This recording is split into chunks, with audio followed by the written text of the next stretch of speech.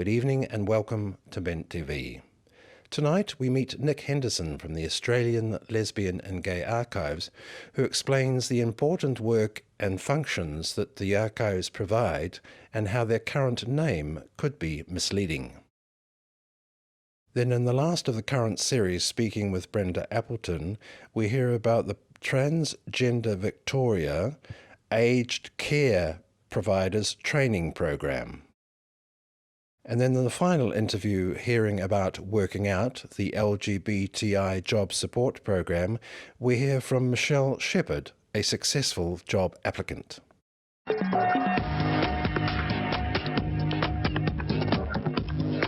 Good evening, my name is Steve Pereira and you're watching Bent TV and we're on a queer idea. And today we have with us Nick Henderson from Melbourne's Lesbian and Gay Archives. Welcome, Nick. Thank you very much. We need to talk about archiving. Yes. What are the Lesbian and Gay Archives? Gay and Lesbian Archives? Well, it's lesbian and gay, technically, Is it? in the context of the organisational name. We started off as the Australian Gay Archives, became the Lesbian and Gay Archives, and who knows, in the future our name may change again, but certainly the collection itself spans across all sexualities and genders. It does span across because in today's alphabet soup that is the lesbian and gay community, we've been at the LGBTIQ, etc. Has there been any pressure to change the name? Or? There has at various points in time.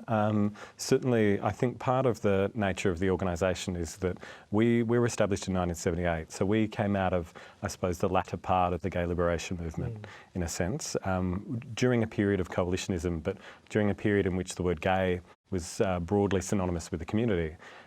Within the context of that change and development through the 1980s, we changed our names early or midway through the 80s.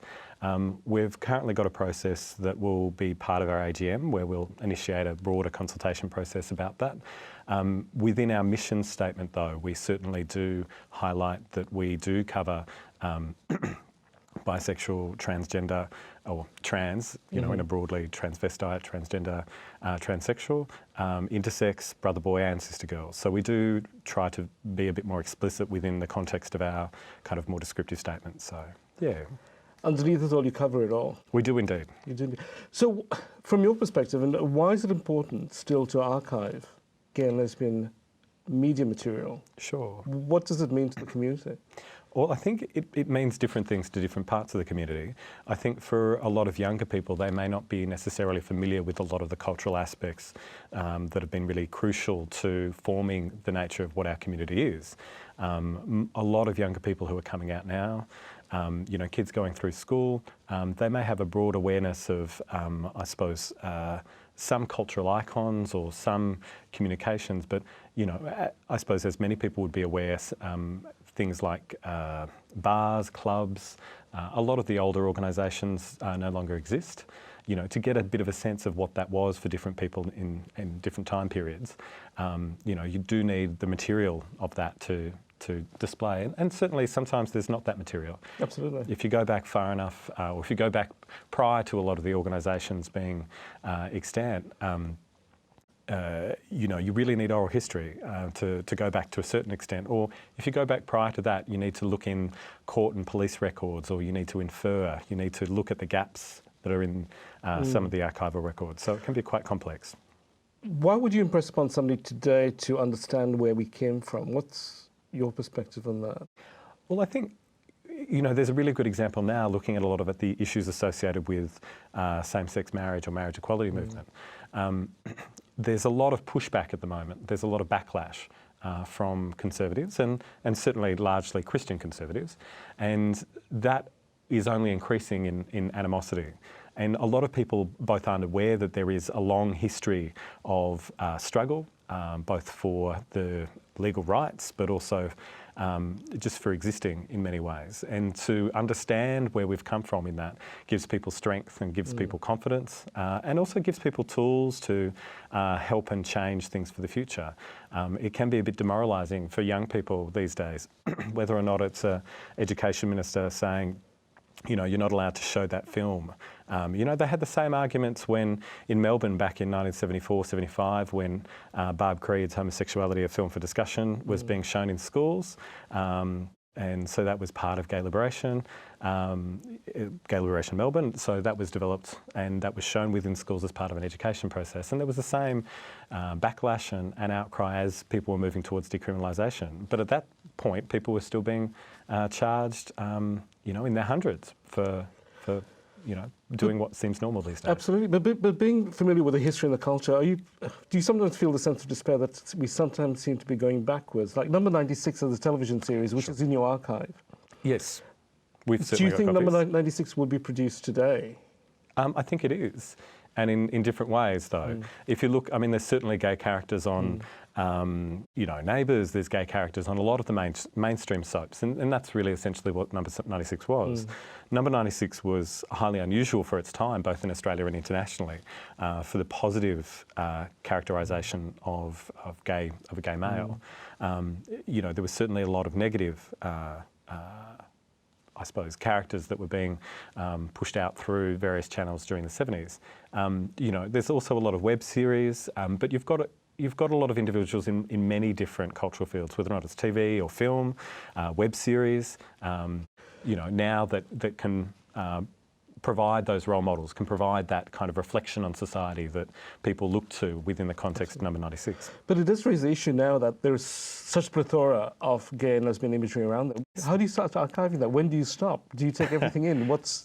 How do you prioritise what you're going to archive? Look, it is really hard. We have to acknowledge that we're an all-volunteer organisation and we have some amazing volunteers. A lot of individuals who've volunteered, basically since 1978, and they're still there. Our founder is still our ongoing periodical secretary and ensures that we have a vast collection of serials or community newsletters, newspapers. And we have many others who've been involved for such a long time. But there's certainly a lot of different forms of media that are much harder to collect these days. My other question is technology as well, because online and everything else now. And a lot of that does. We work in different ways. So if you're looking at things like, say, websites, which is where a lot of, things like blogs, things like different, say, media communication company websites.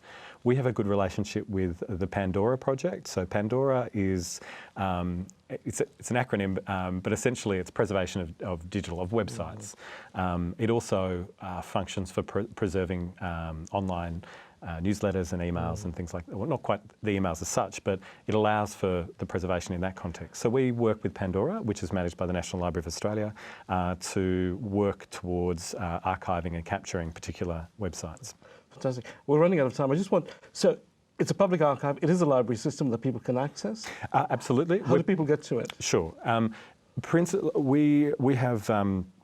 we're principally here for the community. We're here for and see ourselves as part of the community. We're accessed by a lot of different people. We principally on Thursdays, but Fridays and some other days. Physical location? We're in South Yarra at 6 Claremont Street currently with the Victorian AIDS Council, who very generously provides us free space. But you can also access the archives online?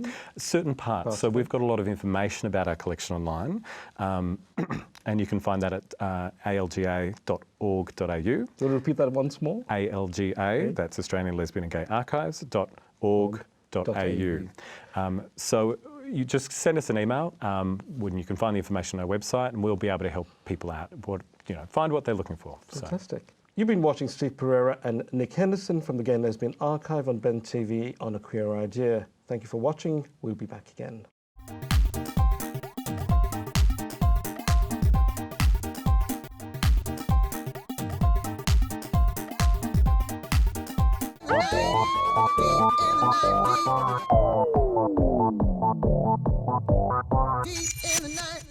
Welcome to Ben TV. I'm Andy McNamara. Tonight I'm speaking to Brenda Appleton, who is from Transgender Victoria. Welcome, Brenda. Thank you, Andy. Brenda, I'd like to ask you about your aged care training work. First, let's start with why we need it. The LGBTI, so the lesbian, gay, bisexual, transgender and intersex communities are increasingly using aged care services. Mm-hmm. And we are finding that the majority of people, perhaps as high as 80 or 90%, of LGBTI seniors accessing aged care services are going back into the closet. Wow. And they're doing that because they feel that they will get an inferior service from the service provider because they are LGBTI. Because of discrimination, or just because, and also because of lack of understanding of the needs? So some of it's going to be ignorance, some of it is discrimination, Yep. but basically it's a lack of training and a lack of awareness, I guess, of the baggage which some of us have as we enter aged care services, and the history of discrimination that we've had, the history of abuse and isolation that so many LGBTI. So about 18 months ago, nearly 2 years ago, the government set aside money to provide training to aged care providers. Right, this is Victorian government? No, this is the federal government. And the National LGBTI Health Alliance, based in Sydney, was allocated the money, and they developed a training package through ACON in Sydney. And then TGV and Gay and Lesbian Health Victoria, GLHV, were successful in tendering to be the training providers across Victoria. So TGV will be providing funded training for about 40 sessions over a 2-year period through to June of next year. To aged care workers? To aged care, the aged care sector, and it provides them with awareness of LGBTI issues and how they might provide an LGBTI inclusive service. And can you, I guess, communicate to us some of the issues and how the service can cater to the needs of LGBTI people? So, well, one of the great things is that the government is requiring all aged care providers who get federal funding to provide an LGBTI inclusive practice from 1st of July this year. Wow. And therefore, organisations need to get their policies, their procedures, and their training and practices up to speed. The Australian Aged Care Quality Agency is going to be reviewing the accreditation of aged care providers, including questions relating to LGBTI inclusive practice. And this adds some real teeth to the requirement for them to be doing more than lip service and to in fact be providing an inclusive service. So some of the issues that we're looking to address is making sure that intake forms are correct. So therefore, in the case of trans people, just having a male and female box to tick could well not be sufficiently inclusive. Similarly, talking about husband and wife might not be appropriate for a lot of LGBTI who have a partner. Yes. And therefore, organisations need to sort that sort of thing out. They also need to get their language right. They need to be much more inclusive, and they need to ensure. One of the biggest issues that aged care providers face today is potentially a homophobic reaction from fellow users of the service. And therefore it's highly desirable that the staff are trained and they know what to do if there's an emergence of that sort of behaviour. Aged care is a competitive business on a pretty tight margin. It's, I think, just in some cases, just providing the service is a challenge to the business.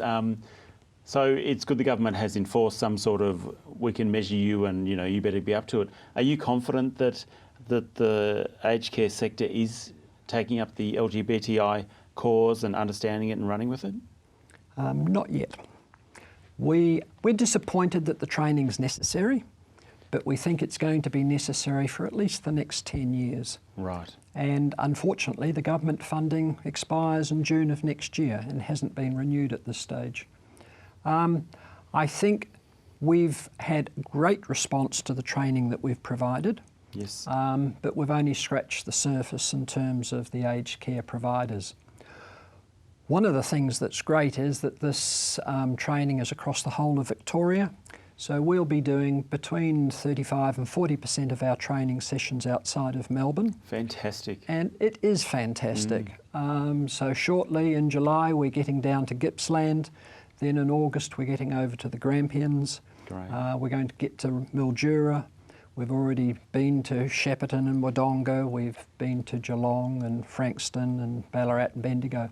So it's just fantastic that there is such a coverage for it. And of course the needs there right across the state. It's one of the last bastions of discrimination, I think. I'm sure there are other ones, but it's been slow changing up till now, so it's great to hear that. Yeah, and for so many LGBTI, we've grown up in the closet and then we've emerged out of it at some stage. But to think that people can't be themselves and they feel it necessary for their own best interests to go back into the closet in older age is very sad. It is very, very sad. Oh, it can't be allowed to continue. And so we're very supportive of the regime that's there at the moment. Great. Brenda, thanks for telling us about that work and thanks for being a part of it. Thanks for making a difference to our world. It is fantastic. You're watching Bent TV. I'm Andy McNamara and my guest has been Brenda Appleton. Thanks, Andy. Thank you for staying with Bent TV. Please visit our website, Twitter, YouTube channel and Facebook to find the different ways you can support Bent TV, provide feedback and become involved in supporting Bent TV. Back after this break.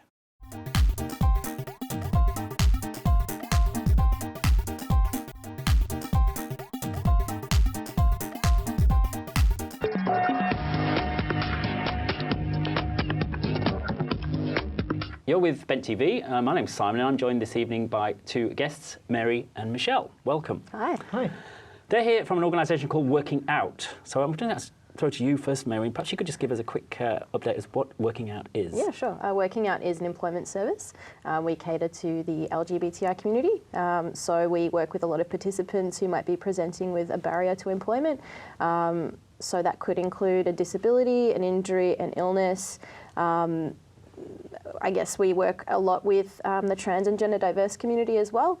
Over the last 12 months, we've seen a pretty massive influx of trans and gender diverse participants engaging with WorkingOUT to get extra support in accessing employment. So yeah, we've been around since 2013 and we've got 5 consultants on program. We all have backgrounds in community services, mental health and employment services as well. Fantastic. And doing a little bit of research, I looked at your website and there was a testimonial from Michelle, which says thank you specifically to you, Mary. So I would like to invite Michelle, perhaps you could tell us a little about your story and your experience of WorkingOUT. Okay. What happened with me was, well, I came from a background of about 18 years of IT. And the company I was working for, unfortunately, was not very LGBT friendly. And I had to make a decision at the time whether I was going to continue working there or move on somewhere else. I had an opportunity to go and go to a friend of mine, but then when I went through transition, they actually were against it and started putting me down and said, look, no one will accept you as trans.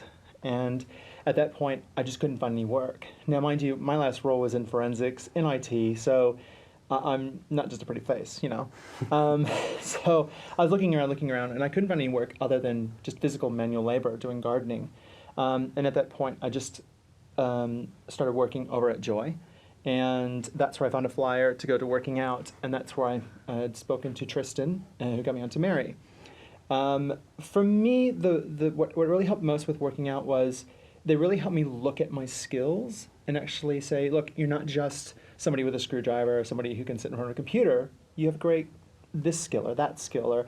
And it helped me really think more about what I was looking for in the marketplace and really helped me with, say, going to Fitted for Work, which was really a helpful thing because all of my suits were, you know, suits, men's suits. From your past life. Exactly. Yeah. And so I don't think a nice, you know, suit and tie is going to work out in this. So they got me in contact with that and really, yeah, it really took me on. So what's that organisation you mentioned? Fitted for Work. Yep. And you go in as, and it's an organization to get women clothing and skills just to get back into the workplace and get you prepared for an interview. And for me, I had no shoes, no nothing. I've just been working gardening. So, so from there, I just had more confidence going in for a job interview. Normally, I'd go in and feel pretty confident as I was before, but here I was completely out of my game. So, but it was very successful. And did you go for many interviews? About 2 different interviews. Yeah.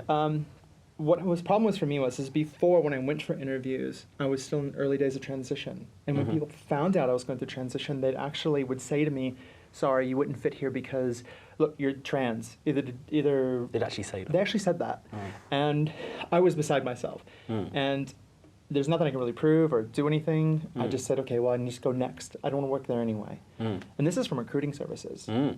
So, and as soon as I walked in the door, it's funny, the first day I walked in the door there, I'd been so used to walking in places and people just staring. Like, oh my God, you know, what do we do? Well, I sat down again in the waiting room, and everyone was staring, and I'm going, okay, here we go, this is happening again. And as soon as I went in the room, they're like, we just want you to know, everyone's looking at you and checking out your makeup. Your makeup is like perfect and awesome. And right there immediately, I just felt so comfortable because they just invited me in and made me part of the group.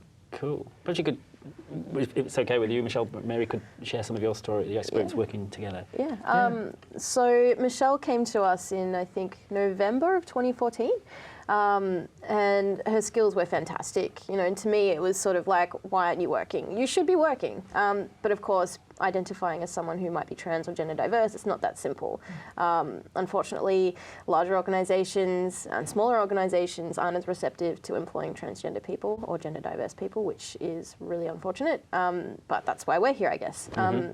So Michelle came and saw me and we went through her CV together, fleshed it out a little bit and started tailoring it towards other roles.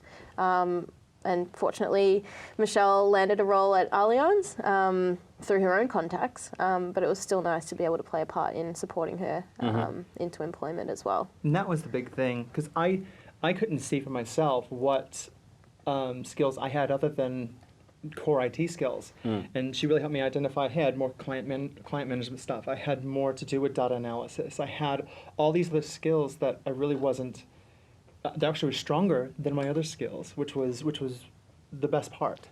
And from there, I had so much more confidence going in with a new CV that said, I can do this role, no problem. So Mary helped you identify those skills, focusing on the CV, you know, refresh the CV for a better term, and actually build your personal confidence to actually go out and find employment, which it sounds like you did. I think Michelle's pretty fortunate in that she's quite confident. A lot of other participants who might be early on in their transition or have been out for quite some time still lack a bit of that confidence. And I guess as well, there's a bit of anxiety surrounding, you know, identity in terms of formal identification. So that can sometimes be a challenge as well. But I remember Michelle said that, you know, she just walks in and stares at the back of people's heads and she doesn't care. The thing was, is when I started employment, I didn't have all of my new name change. I had nothing changed whatsoever. I knew that I had the skills. Yes, this is my name. This is where I was going, and they accepted that. So it wasn't an issue in terms of legalities, or anything? No, it wasn't an issue for Michelle.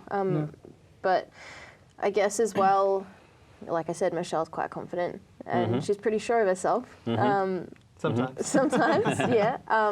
But it's not always the case within the community. So a big thing that we try and work towards is improving mental health outcomes within the community and refer to specialist support services. And I guess as well, social groups as well is pretty important to engage the community. We're almost out of time, I'm sorry. It's been a very interesting discussion, but if a potential employer or a potential participant is interested in your service, where should they go?